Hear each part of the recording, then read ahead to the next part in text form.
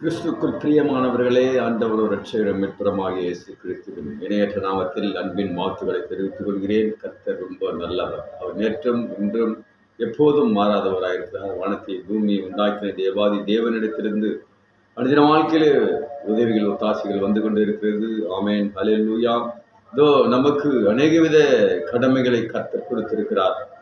நம் வேதத்தை வாசிப்பதற்கும் ஜெபிப்பதற்கு நம்மேல் விழுந்த ஒரு கடமையாய் காணப்படுகிறது. ஆனாலும் பிரசங்கி 12:13-14 நாம் வாசிக்கும் போது, காரியத்தின் கடத்தொகையை கேட்போமாக, தேவனுக்கு பயந்து அவர் கற்பனைகளை கைக்கொள், எல்லா மனுஷர் மேல் விழுந்த கடமை இதுவே. எனக்கு அன்பான தேவ ஜனமே, எனக்கு அன்பானவர்களே, எல்லா மனுஷர் மேலும் விழுந்த கடமை இது. ஒவ்வொரு காரியம் அந்தரங்கமான ஒவ்வொரு காரியத்தையும், நன்மையானதையும் தீமையானாலும் தேவன் நியாயத்திலே கொண்டு வருவார். நன்மையானாலும் தீமையானாலும் தேவன் நியாயத்திலே கொண்டு வருவார். அல்லேலூயா.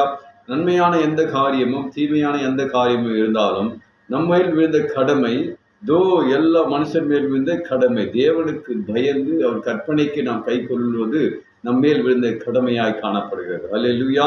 நன்மையானாலும் தீமையானாலும் எந்த காரியத்தை ஆனாலும் தேவன் அவருடைய நியாயத்திலே அவரை நம்மை கொண்டு வருவார், நம்ம நியாயம் தீர்ப்பார் என்பதற்கு சந்தேகமில்லை. நம்மேல் விழுந்த கடமை, வேதத்தை வாசிப்போம், ஜெபிப்போமானால் கர்த்தர் பெரிய காரியங்களின் நாளிலே தேவன் செய்ய அவர் போதுமானவராக. கர்த்தர் உங்களை ஆசீர்வதிப்பாராக. ஆமேன், ஆமேன், ஆமேன்.